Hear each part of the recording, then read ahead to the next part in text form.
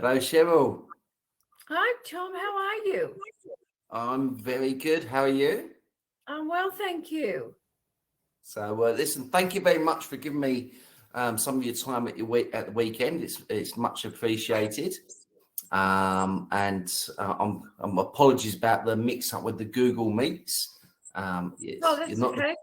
Yeah. It happens. There's so many ways we can communicate these days. It's easily missed in communication sometimes. So, how is everything with you? Things are good. Yeah, no, things are good. Busy, cold in Canberra, but yeah. I was about to ask, are you in the nation's capital right now? It's lovely and sunny in the background there. Yeah, it is. The sun has come out, which is good, but the wind is blowing and it's still cold outside. Yeah, okay, fair enough. Well, listen, again, as I said, thank you very much for joining us today. The purpose, I don't know if you've seen any of the other interviews just yet, but the whole purpose of these is really to hear your story and what you're about and you're part of this community, so that it gives people an opportunity to understand why they might work with you, engage you, reach out, and so forth. Okay, so I'll try my best not to do all the talking, but it is all about yourself. So, without further ado, please introduce yourself. Who is Sheryle Moon? Hi, everybody. My name's Sheryle Moon. My current role is General Manager for the American Chamber of Commerce in Australia. I have a very long career, which roughly divides between technology career and then advocacy and stakeholder engagement through a number of associations. Okay, fantastic. And you're born and bred Canberra? No, I was born in rural New South Wales and left there when I was 18 to go to university. So I spent a lot of time in Sydney at university getting my undergraduate degree and then a postgraduate degree in education. So took quite a while to get to Canberra. It came after I joined IBM, and through my work I met my husband and we came to Canberra in 1988. So been here for a while, on and off, moved away, lived overseas, lived in Brisbane, moved back to Sydney for a while, but basically this is home. Okay, so what I understand about yourself and what you just touched on briefly there as well is your career is really defined who you are, your accolades, and where you've gone and what's happened. It's even sort of carved out your marriage as well in some respects. But where did it all start? What was your original plan? So you studied, obviously, as you said, education. Is that the route you were planning to go? Is that the path you laid out for yourself? So I've got an undergraduate degree in economics and, as I said, a postgraduate degree in education. But I then I joined IBM. IBM was my first job out of university, and it really set me on the technology pathway. I worked with IBM initially as a systems engineer, so got a good handle on the technology before I went into sales, and managed to do very well in sales. And clearly it really established me as someone who understood how to engage with stakeholders, how to influence them, how to understand them, and then of course how to translate their needs into those that could be fulfilled by systems engineers. Okay. Is it fair to say that sales is a route that you didn't initially plan to go down? It's something that sort of fell into somewhat? No, I think I've always been a natural salesperson. I remember running fetes as a small child to raise money for local charities in Wagga. So debating, performing has always been part of that. How do I put myself out there and tell a story and portray myself as a specific sort of person on a given day? Yeah, okay. I can see that. For me, I read that as someone that's a bit of an entrepreneur and as a business mindset, they're willing to try their hands at things and well aware of their personal brand, which is now digital, but on top of just interpersonal, previously. But the sysadmin bit is the bit which is not salesy. if that makes sense. So, so the systems engineers at IBM fell into two categories: very, very technical, or else pre-sales. And so my role fell into pre-sales. So understanding the technology, but because of my ability to talk to people, to understand them, to try and get a real handle on what was keeping them up at night, what was bothering them, and then bring that back. So no, I think sales in that respect has always been part of my job and continues to be part of my job. Even in my roles as, various CEOs of national or global companies, and even in my association roles, I mean, what I basically do is sell an idea, sell a product, sell a service to those people who have the need for those things. Okay, so what's your thoughts, your opinions on sales sometimes being classified as a muddy word? Okay, I know if especially back in the UK, maybe a little less so now. If I say, well, I'm working in sales, it has a reputation, it has an image, and it's not always positive. And for me, I do find myself as a bit of an advocate, saying actually, well, we all need to learn how to sell. We don't all need to be salespeople, but we all need to be able to get the most from life, and that comes from being salesy. But what's your thoughts on sales being a muddy word? So I'm an advocate for actually calling a spade, and all of us every day sell ourselves, we sell our products, we sell, the things that we do, we influence other people. I was very interested, Tom, when you mentioned personal brand. Earlier this week, an author called Sandra D'Souza released a book called From Bias to Equality. And in that book, she interviews a woman called Magda Malloy, who's the CFO of Holman Webb.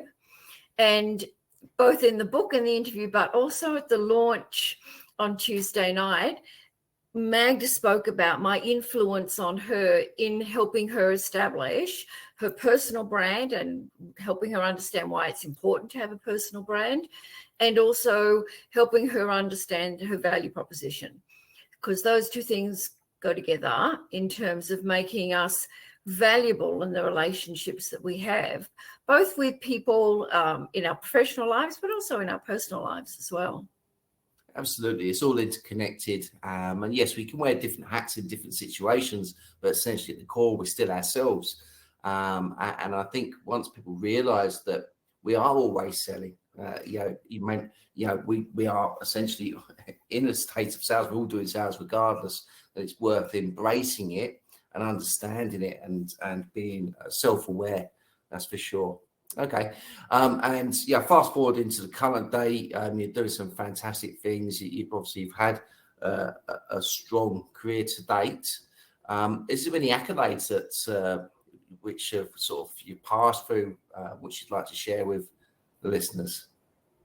Oh, I think I've been very fortunate, and one of them is being recognised by the people that I've managed to help.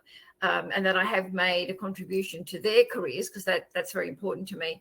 I was recognised in 1999 as the Australian Businesswoman of the Year, an accolade and an award which gave me a platform to talk about women in non-traditional fields of work. I mean, clearly I was in technology, but also to promote women working in the STEM fields and trying to get more women into that environment. I was also recognised in the Businesswomen's Hall of Fame that existed around the turn of the century, and was named by Prime Minister John Howard as one of the 20 most influential women in Australia in his 2001 speech. See, those accolades, they sort of send shivers down your spine in many respects, because to be recognised in that sense basically means you have achieved and you've touched people's lives, multiples of them, and you've done well. How many doors did that open for you afterwards? How did your life change when you started getting accolades like that?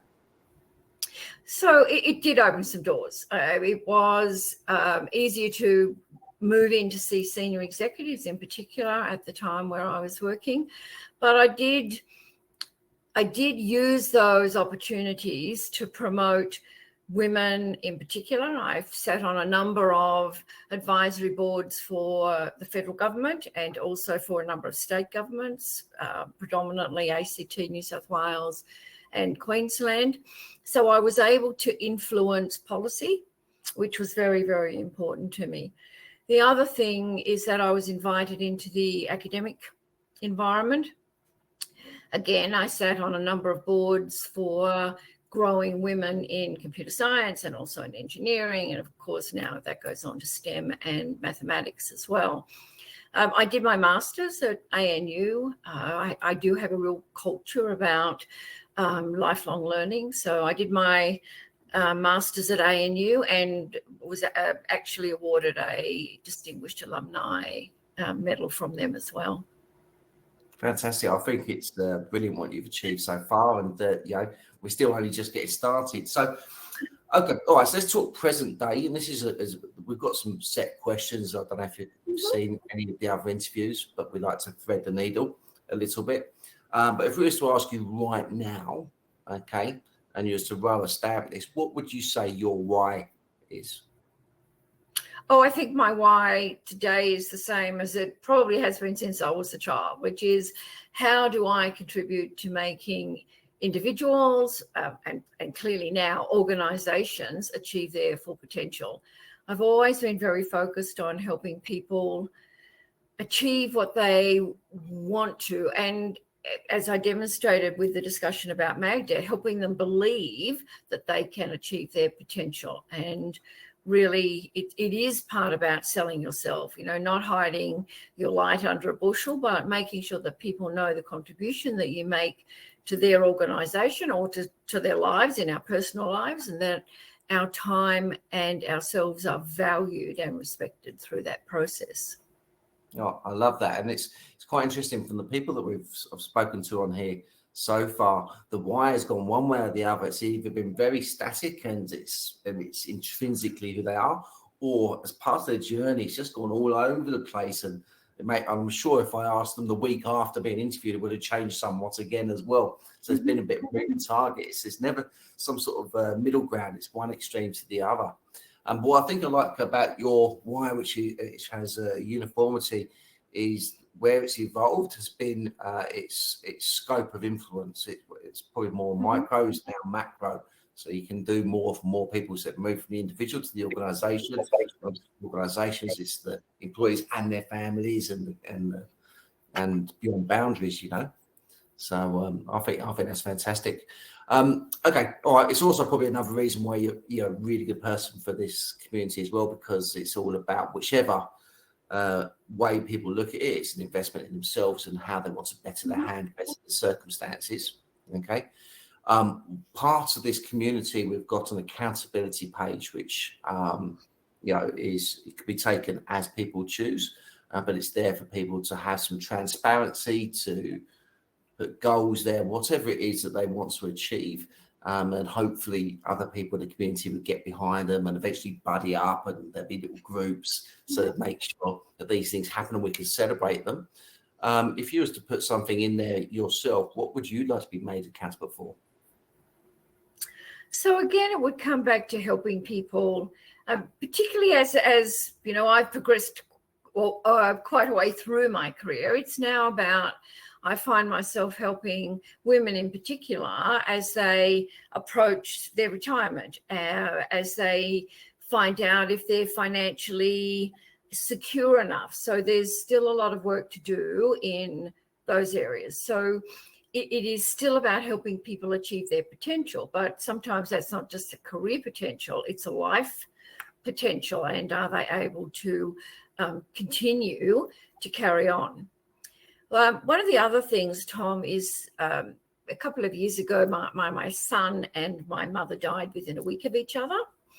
And it highlighted to me that really we don't talk enough about how we handle grief and how we handle depression and how that impacts our personal lives, of course, but also our professional lives. And so I've been working with a couple of organizations on how they have a better approach to understanding that's not something people get over in a week or 2 weeks or 2 months, that it actually goes on for quite a long time and can be, grief can be prompted by lots of different things. So my work has kind of changed a little bit. And if I was going to be accountable, I'd be accountable for improving the lives of other people, whether that be in a personal perspective or whether it be from a professional perspective. I'm really, thank you very much for sharing those things. And, anything that becomes personal is, when people put that extra level of vulnerability in there, I feel personally privileged from that. There was probably a couple of speakers, one's already spoken and one's booked up a little bit in advance that you might want to reach out to as well. So I don't know if you've seen, there's a lady called Danny. She was one of the first people we spoke to. She set up a charity based on this. Got World Kindness Day coming up is what she tags herself onto, and she gets into schools to stop the bullying and the kids being kinder and all the things that go through it. But it's a tragic but very inspirational story.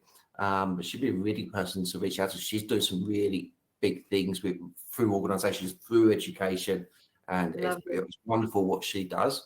And we've also got another lady who she's actually done one of our workshops on the 28 Days Later formula, and it's specifically on grief. So how to process loss, and loss. She was obviously put a pretty blunt example there, but it can be anything. So when she did the workshop, she also talked about COVID, where we had a loss of privileges and freedoms, sometimes they can seem innocuous to one person, they're significant to another, and processes are identical that you need to go through. It's true, Tom, and I think many of the accountability or many of the things that we want to do come from our personal lived experience. I think I was quite privileged to go to university when university was free, and I was fortunate enough to win a scholarship which helped me pay my living expenses while I lived in Sydney away from my family who were in Wagga. So part of what I also encourage people to do, and part of what I do myself, is to pay back to society through a scholarship to the Australian National University. And I spend a lot of my time encouraging people to provide scholarships and assistance to people who have the potential but just need the opportunity as well. I love that. Usually my next question is who should be reaching out to you and why should they be reaching out? But I think it's a flawed question because we've actually answered that in advance. I think anybody listening to this will know exactly why. Actually, they can send you a message on here quite easily and why to reach out and to have contact. So I'll wrap this up here. Okay. Once again, thank you very much for giving me and the rest of the community your time today. Just as a sign off, is there any antidote that you'd like to wrap up this meeting with? I think I've talked about one of them, but I do. What I would like to say is that I'm always open for requests. I'm open for people to have a chat, discuss a problem, be a sounding board, whether it's a one-off or whether it's a longer association or relationship. And certainly in my in the latter stages of my career, I've done a lot of coaching work. I have a very good understanding, and in fact, a number of certifications in Myers-Briggs. So that's self-awareness and helping other people come to that realization of their self-awareness. And I've done a lot of work with startups. If people are looking for help in, as you mentioned, entrepreneurship and how to be an entrepreneur and the things they need to do, a lot of which is about talking up the business and selling yourself and the services that you provide. So, I'm very open to what people might need at any time in their life. Do you remember when I set up this company here, Purple Patch Consulting? I actually reached out to you as well. Obviously, we had the commonality with the experience of recruitment, so there's an extra reason, another layer to it. And I asked you for advice with that as well. Do you remember what you told me? I don't remember entirely. What did I tell you? Yes. I'm probably not going to do it justice now because we spoke for a period of time, but in a very short way of saying it, you basically told me don't go and buy all the shiny things. Okay? Oh, yes. Yes, the You get biggest mistake excited many at the money. entrepreneurs make, yes. Yeah, wait till you make the money and then reinvest it and grow organically, naturally, and scale correctly. But you're quite right. And I've seen this. I do business coaching now as well, and we see lots of people get overexcited about the dream and the journey that started, and they're easy to be sold to. They just want to buy everything and what have you. When a lot of it's not necessary. So thanks again for that advice. You just reminded me of that as you offered that to the rest of the community. Oh, that's always it's always been a pleasure. I've just taken a lot of enjoyment, Tom, out of watching you grow professionally and personally, and to see Purple Patch Consulting doing so well is really fabulous. Thank you very much, Sheryle, and you definitely had a part to play in that for sure. So. Okay, listen, I'll sign off there. Thank you very much for your time. As I said, this is evergreen, so this will be here. And as the community grows, you'll see some engagement coming along. And that's how do check in, put your accountability there. Feel free to post events, videos. We do book reviews there. You can advocate in here. It's a nice community for people to take personal growth and community growth seriously. Absolutely. You can consider me an active participant. Fantastic. Thanks, Sheryle. Have a lovely day. You too. Bye. Bye-bye.